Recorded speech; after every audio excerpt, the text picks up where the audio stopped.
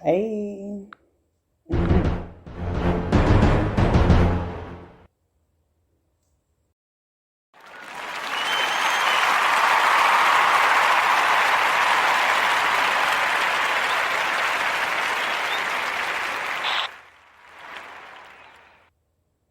I know I started off like that, but okay. Um, we're gonna give God the honor and praise, and always start your prayer by giving Him thanks before you ask for what you want.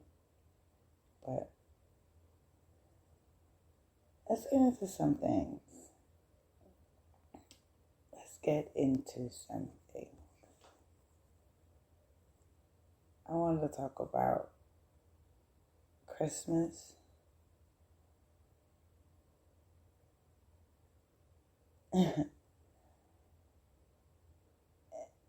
And if I talk about Christmas, I have to talk about Easter. And if I talk about Easter, I definitely have to talk about the resurrection. Why? Because they all go hand in hand. All of it. Because if we talk about that, we got to get deep into the acceptance of God when it comes to Him and His Son, how it goes hand in hand, how all of this connects together. All of it. It's all connected. And you have to understand that. You have to understand the lies that was put into the word. So when these days come, confusion will stir. You have to understand this been planned. Okay? This been planned. For all this to come to this. It's all been planned. And for you to understand, I have to start from the beginning. We got to talk about the days.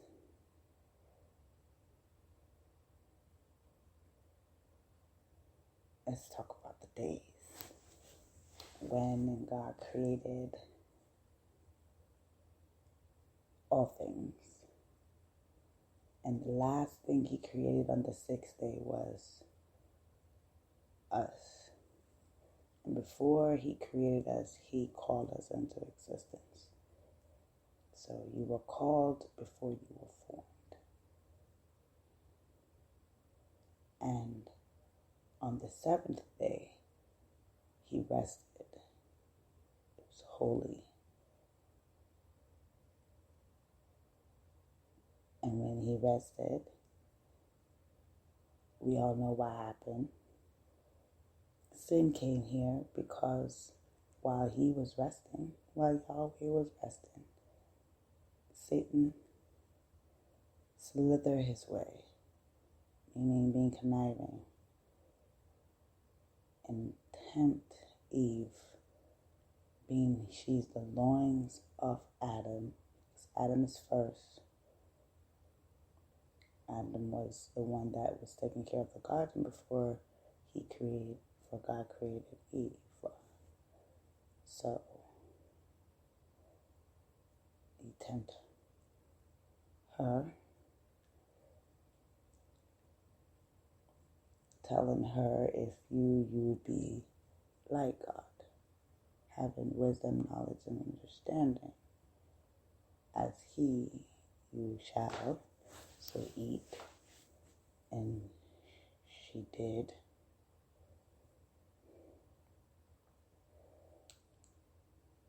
And she seduced her husband and gave it to him. But now we know how sin get here, in the form of seduction. Ain't that something? Okay, so we know about the Sabbath. We know sin is the reason why. We know why sin came here, because of Satan. That's all you have to know. Because God was resting, He did that. Okay. Now, so we know how sin got here, and you know the Sabbath day is holy. Let's go to the first destruction. The first destruction symbolized the rainbow, which we know it means the first and the last destruction. The first one was God knowing He made a promise to man that He won't use water again, So He gave us something that we can live by according to His will. So we have a chance.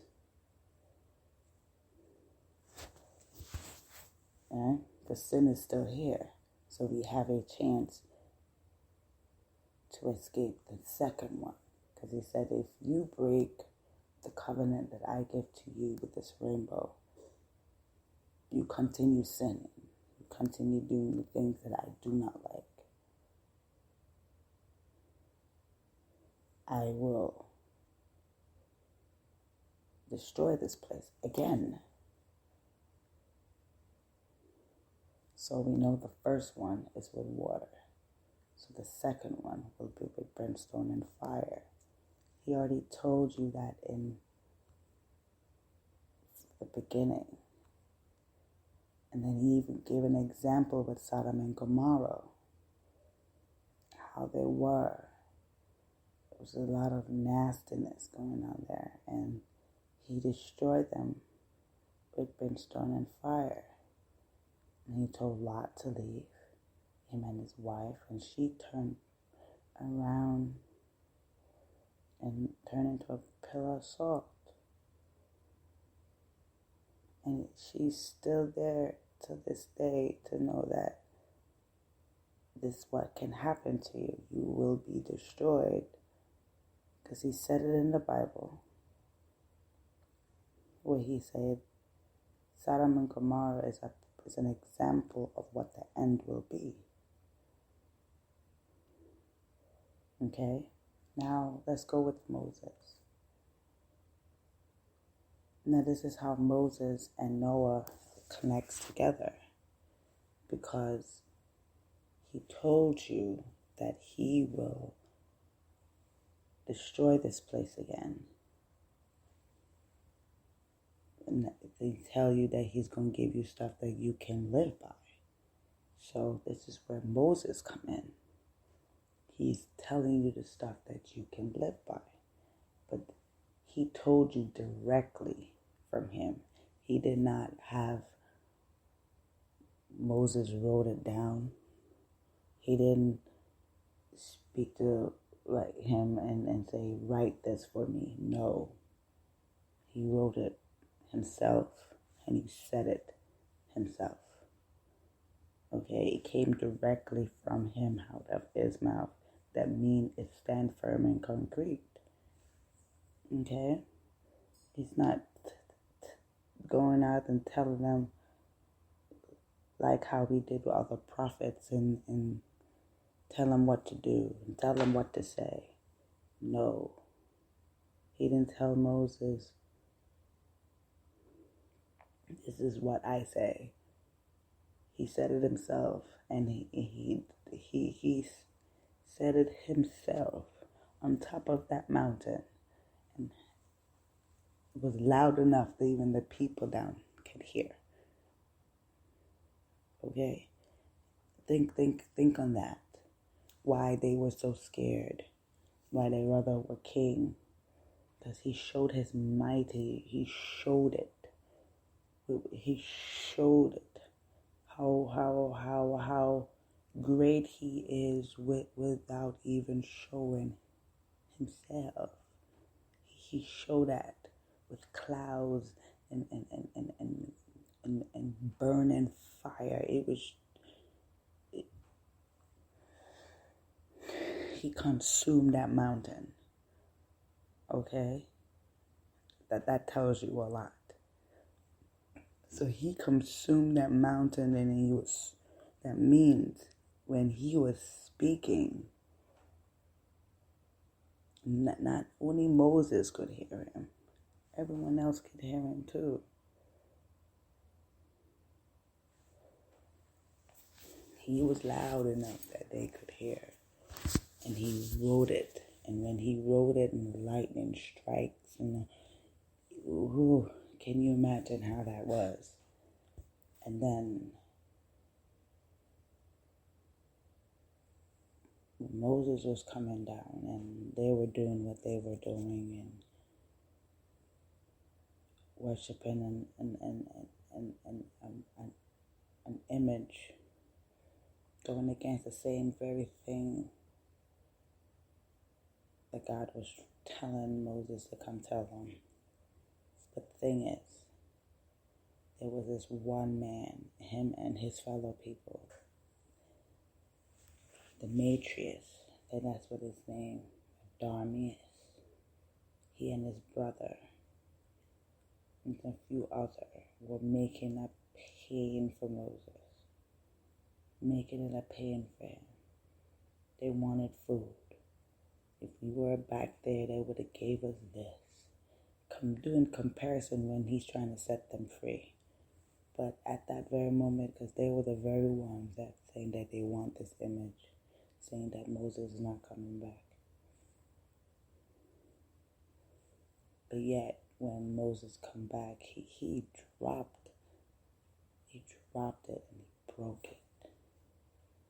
It was made of stone, meaning that it is what he means, it was complete. It was in solid. That means it would stand firm. He's solid. It was symbolizing solid in what he's saying, that this stand firm. He broke it. He and Shark broke it. And they broke it the very time they got it. The very time they got it, they broke it. Because when he come back down, they were fornicated. They were doing things, it was just too much. Dressing crazy, just doing the most. God opened up the floor, the earthquake, and dropped the calf, the golden calf, and he swallowed them up. He got rid of the bad seed. So at least they can even have a chance. Of course, Moses told them, but they didn't want to listen because they already was doing stuff against it already. They didn't want to listen. So he made laws to govern them, since they rather a king than serving God. So he made rules for them, how to govern them, since it was so many people. Making camp, going through the desert, and they wandered for many years until they can go into the new, and the offsprings were able to go to the land of milk and honey. So I said all that to say this. God told you with Noah's Ark what is. And then with Moses, he told you what will be. Because he already told you what is. And he already symbolized the rainbow, meaning one destruction after the other. That finalized it by saying, these commandments, these are the things that I do not stand for. I do not condone these things. And he told them what he don't condone when it comes towards those commandments.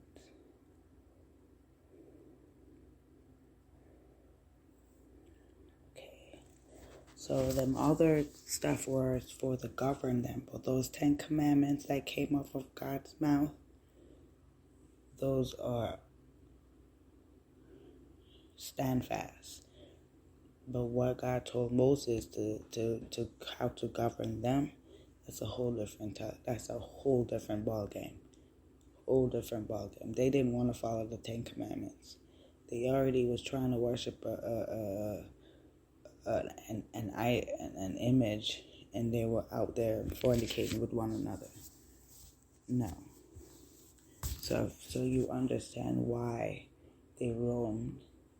You understand why the Noah's Ark is connected to the Ark of the Covenant. That's where the 10 Commandments is.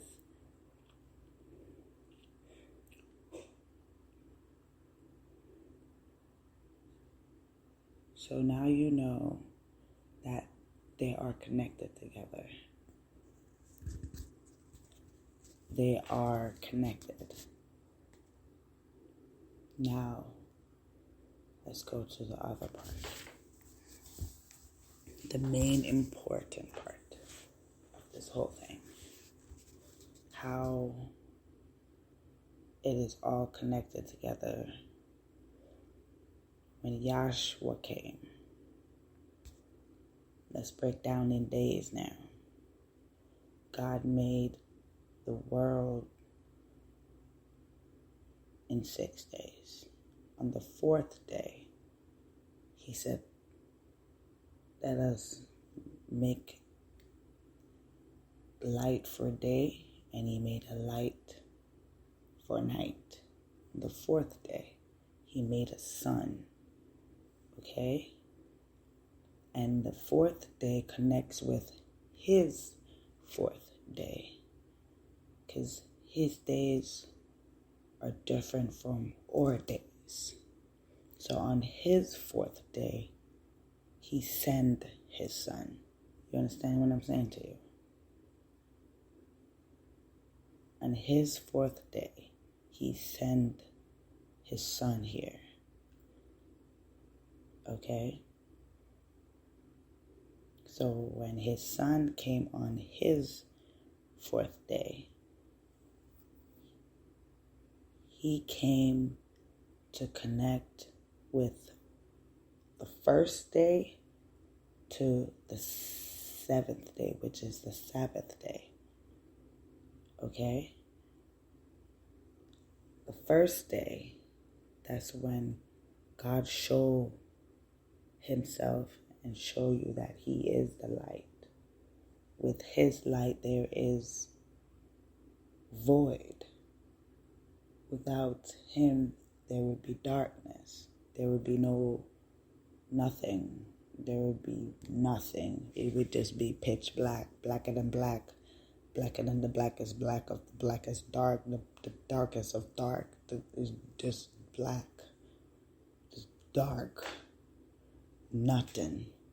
And he show you that he is the light that made light for there to be heavens, for there even to be plains, and there forever to be a fragment around it.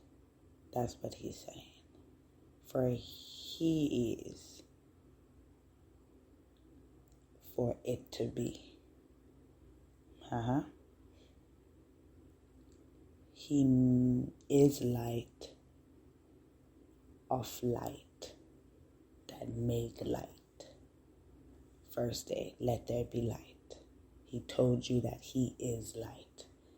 He showed himself, presented himself by said, here I am God.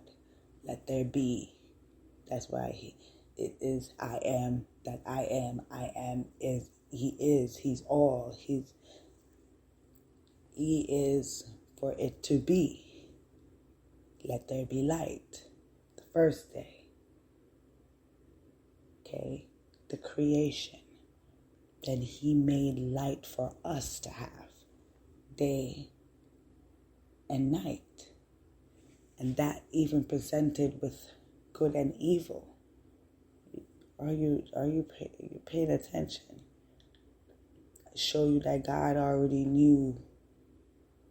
He's telling you from the creation that he knows sin was going to come by creating day and night, symbolizing people of the day and the people of the night. We're seeing it here. So on his fourth day, he sent his son. Now when his son came here, remember on the seventh day, he rested, right? And when Yahshua came, he represented the seventh day. God rested. He represented that day. Because that day is holy. He represents that day. Because he is holy. He came as a symbolic of what God stands for. What God say we should look forward to be. So he showed an example by sending of him, familiar of him. So he sent his son. You get what I'm saying? So his son came and he represents the Sabbath day, the day God rested. And it shows in the Bible. We're going to talk about the resurrection. Now in the Bible, it tells us on the 6th hour when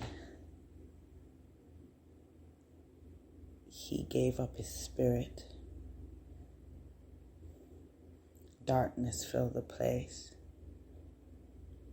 Paul seen that happen. Hear me? He's seen it. He's seen it. He was one of the guards there. If you did not know that before he went to missionary work, he's seen it. Right? Okay. So that was on a Wednesday.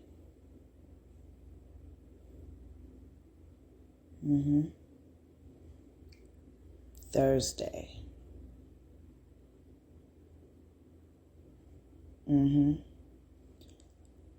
Friday. What happened? Mary went to them and said, No. Yes. He wrapped him up, put him inside of his cave, right? And they sealed it and locked the door. Now listen to this. When God was naming the days, when he said this is the first day, he marks the day by sunrise to sunrise.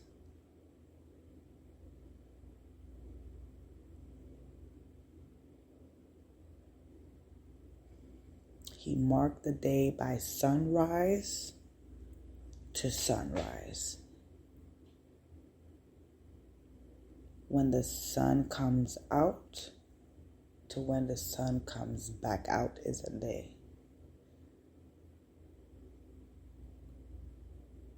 And then when the sun, you understand what I'm saying? From the sun comes out to when the sun comes back out is a day. Until the sun goes And it continues like that. Let me explain. For this is how he say it. Exactly what he says. And there was evening, and there was morning, the first day. That means when the sun coming out again. When the sun comes out, it's another day. Until the sun goes down and come back out, it's another day. You hear what I'm saying? The sun goes down to come back out is another day. So from sunrise to sunrise is a day. So when they put him in that cave and they lock him up, remember, Mary came early in the morning. No sun in the sky. There is no sun. No sun. No sun. But it was early in the morning. That means she came between 12 to 4 o'clock before the sunrise at 5. So she came in the peak. That means she was there before 4 o'clock. So between 12 midnight to the hours of 3 to 4 o'clock in the morning, she was on her way to go rewrap him. But he was already gone. He wasn't there. And they were running around looking for him. Running around looking for him. But he wasn't there. He was already gone. The sun is peaking. It's now about to be day.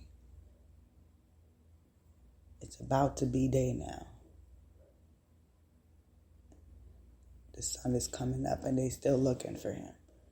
But he pops up and show like, yo, you looking for me? And he showed himself. So he was already, that means when they took him off, he was already, he took his form already. So as soon as they put him down, he walked out that cave. It's basically what it says. That's basically what it is saying. As soon as they took him off the cross, wrapped him and put him in that cave, and locked it and leave, he walked out. That's basically what it's saying. That's basically it. Because when she came on the Sabbath, she came in the morning after the Sabbath. Because remember, nobody go there, but she went early in the morning before, early in the morning before sunrise, before his Sunday. She came there. He was already gone. He been up. He been roaming around on the Sabbath. He been up. So basically saying he confirms what God says about the day being holy. The day is so holy that his son is risen on his day. Listen to what I just said. The Sabbath day is so holy that his son is risen on that day. Okay. It has to connect with God. If it doesn't connect, I mean it doesn't fit. It has to connect with God. So that's why they go together. Now, understanding that, you understand what the Ten Commandments say. If you don't accept God's Ten Commandments, how can you just say, I love Yahshua and I love God, but you're not following the commandments? It doesn't make sense. It has to go hand in hand. So that's why his son came and told you what you should do, since God told you what you shouldn't do. So it goes hand in hand. You can't say you love God and don't accept the Son. And to accept the Son, you understand what he says, but you got to accept what God says. And what God said, follow his 10 commandments. It has to go hand in hand. So you can't say you're saved by his blood and love God, but still not following his commandments. It goes hand in hand. Now understand this. When he shed his blood, it confirms what God said about the 10 commandments. He made a living sacrifice for our sins. But it happened by sin, because these Pharisees were still going by the laws that was governing the people than the laws that was given by God. That's why they were fussing back and forth, because they ignore the 10 commandments and accept those laws of the Moses laws when he governed the people. They're still following. They weren't following the 10 commandments. So when he's doing God's bidding on the Sabbath, it's purposely done, because they ignoring everything what God say, but they want to keep the Sabbath. They were using religion to control the people, and Yahshua was not standing for that. So that's why he was doing the things that he was doing, to tell people, no, you know the words what God say. He already said what God told us not to do. You already know that. So on the Sermon on the Mount, he told everyone what they should do to the things that God do not like. So you can be acceptable in God's sight. So you can be able to be saved from his wrath and be raptured. So he told you. That's why there's so much parables of stories to interact with different types of people, of different situations, on how you can be still left here and face the wrath of God, or follow the things that I'm telling you that you should do, so you know you would not be at fault with God when it comes to his wrath. You know what I mean? He was telling you all those things that you should do. Like, you don't understand how thou shalt not kill. So I'm going to tell you how to turn the other cheek. You know? He talked about, I don't have no other gods before him. He told you that God sent me here to tell you these things. So praise he who sent me. And he's telling you, don't put other things in front of God. That's still idolatry. You're still idolizing things. He's basically saying, put God first. Like saying, what's the greatest? The greatest command is loving God with all your heart and putting him first.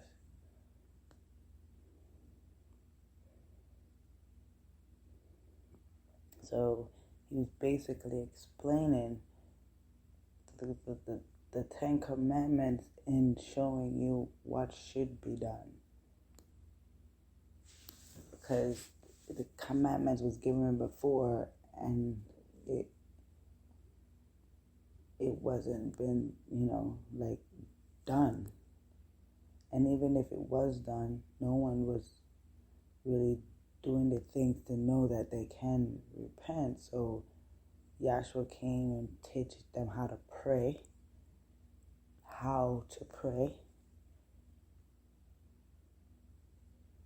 and even tell you the Our Father prayer in accordance how to pray.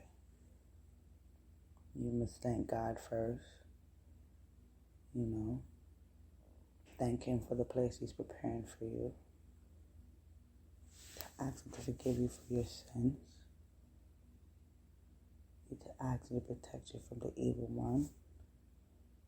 And you'll praise Him all your days. You're basically telling you being willingly loving God with your heart. And so willingly, you're doing it willingly. Because you're taught what it is, but now it's your choice to follow it. But He's telling you how to. And the Pharisees did not like that. They weren't on the same page. That's why when they were talking, He's like, you're not going to go where I'm going. Because if you know about Abraham knew. I already know. He knew about Yahshua. How he knew that? Because God told him about he going to have mad grandchildren. From his loins, he's going to have mad grandchildren. That's us. He's saying from his 2 kids, this earth will flourish. That's basically what he's saying. Abraham wanted children. He wanted kids. He got plenty of them. It's all of us. Plenty of them. From his twins, he had plenty of grandchildren. Because through them, they had plenty of children. Jacob, the 12th tribe, and Esau, the Canaanites, the Greeks, the Ammonites, so on and so forth. So he died, Yahshua died and shed his blood. And sin is the reason why he went on that cross. Why his blood shed for sin. Sin put him there for his blood to shed for sin. Understand that. The Pharisees put him on that cross for his blood to shed for sin. Because of sin, he died for sin.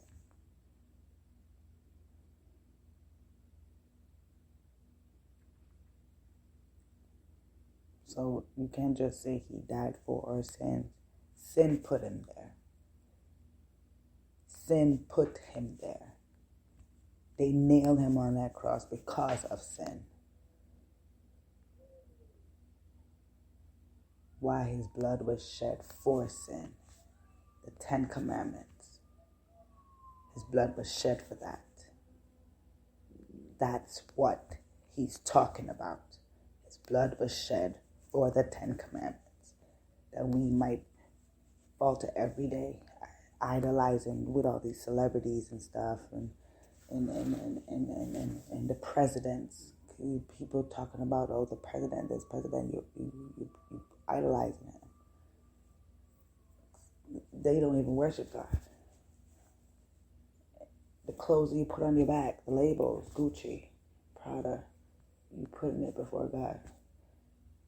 Because that's your pride and joy. Okay? And in these brands, they don't even serve God. So you're putting witchcraft on your back. You hear what I'm saying to you? All right, and it goes down to your phone. All right? You be on it every day on social media. I do that at times. I do it a lot, but I be talking a bunch of mess online, especially when it comes to God. Right? But it's how you use it. You know what I mean? You're not on there doing those what. You know, you see it online yourself, what goes on in there. The way people be talking, the things that they be saying, you know. That's what I'm talking about. You know, the choice of way of living, you know, doing the things you do. Now here, when it comes with Christmas, Christmas is telling you that you're celebrating the day he was born. When he was born when the fig tree was ripe. It was ripe when he was born. Around the same time John the Baptist was born. It was 3 months apart. Right? It's like 3 months apart. They're around the same age. Just 3 months apart. And the fig tree were ripe.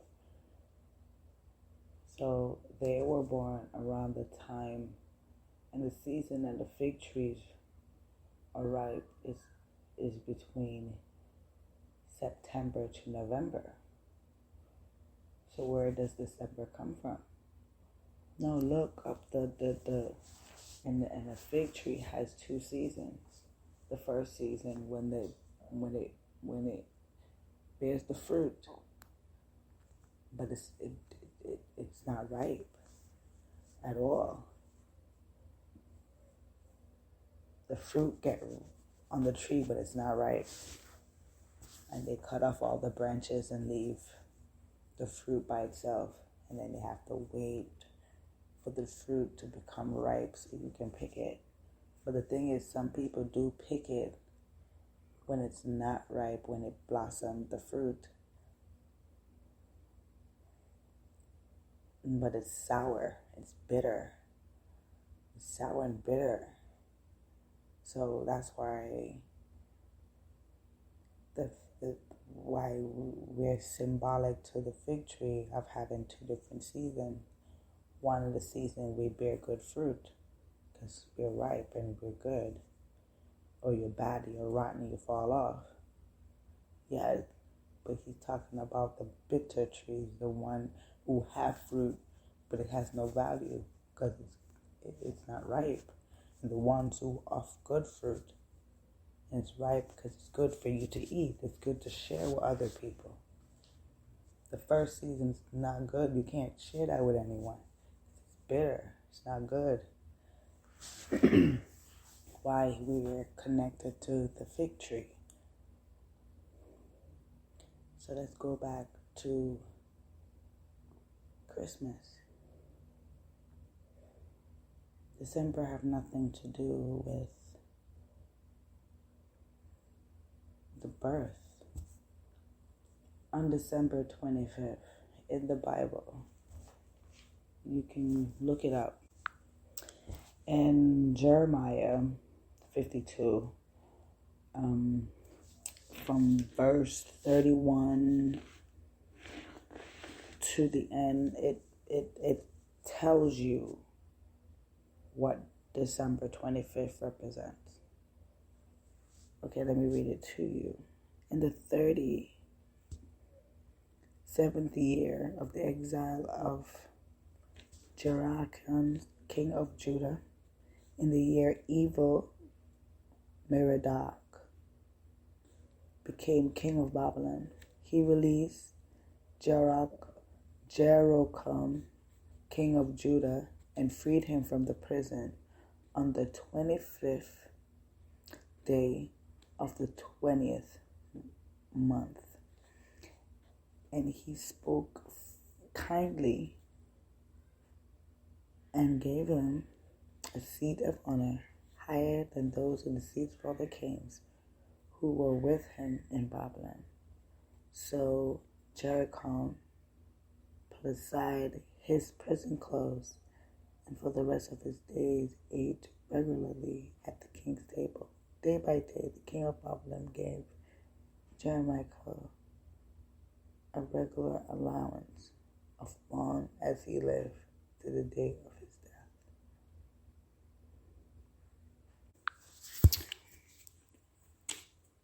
I read that wrong. I said the 20th month is the 12th month. Because I'm like, that didn't make no sense. So, the evil king of Judah locked up the prisoners, and when he became king,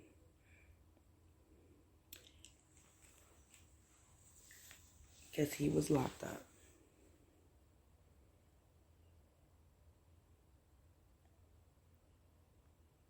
no, one of the priests for God was locked up, and he set him free, right? But the king was the evil king, and that he was having this reign after Nebuchadnezzar. When he took the reign over, he was evil. That's after the exile of Nebuchadnezzar, when he came in Judah and he went there and took people out to capture in slavery. This keep going on of the people keep going into the camp and taking people out and put them in slavery. And it happened a couple of good times, because at around the same time the king came and he went in there, and he did damage. And around the same time, when the people from Greece, they came and they tore the whole place apart because of Constantine. His terrible, beheading people, killing their babies. And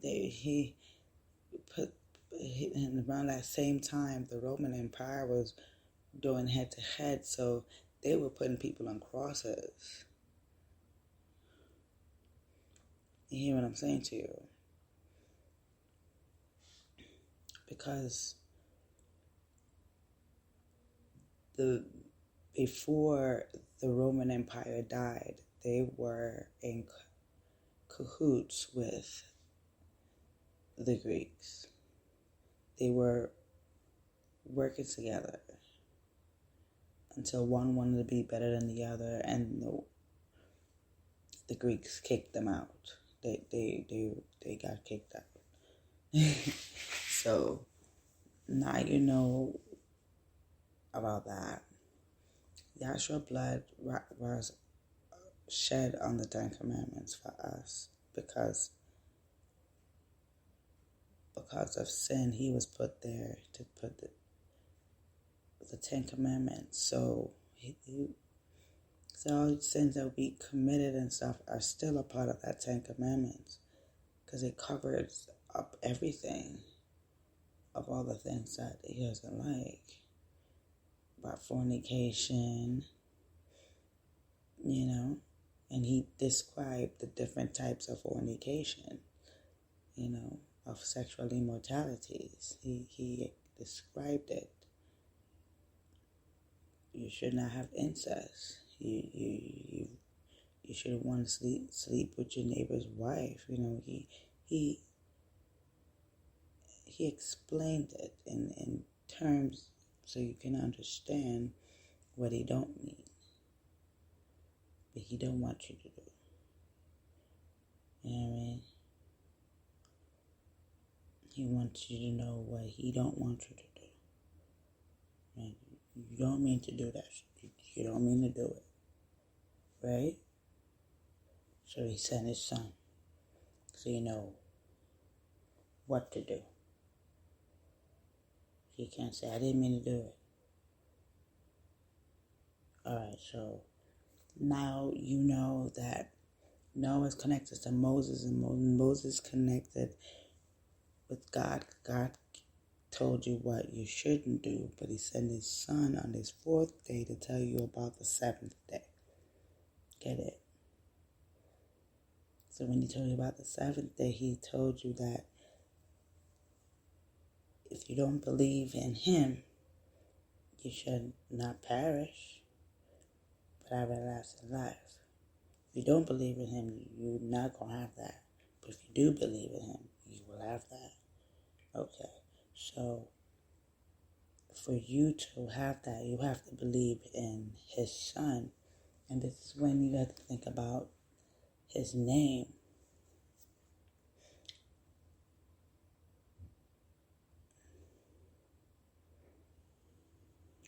But for us to get into that, I explain the name in the next segment, I can't just keep running. And because I can be on here for like hours. So I broke it down so you can understand the dialogue of everything, how it's all connected. Why? Because I can go in details why we have the Bible. I explained it before, but the more I repeat myself, maybe it comes out in a better form and fashion and more understandable. And when I do that, I can elaborate it even more extensively so you can even have more understanding of what I'm saying. But okay, so let's do a little brush up. Noah showed the destruction of water and fire. Moses got the 10 Commandments directly from God. Told you about the 10 Commandments. His son came into word to prove about the 10 Commandments.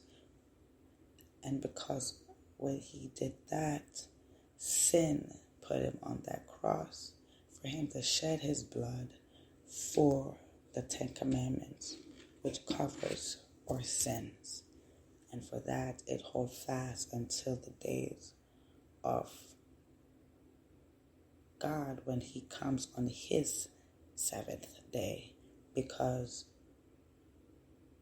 we're on God's sixth day. But we're going to get into that another time. So you have a good one, my love buggies.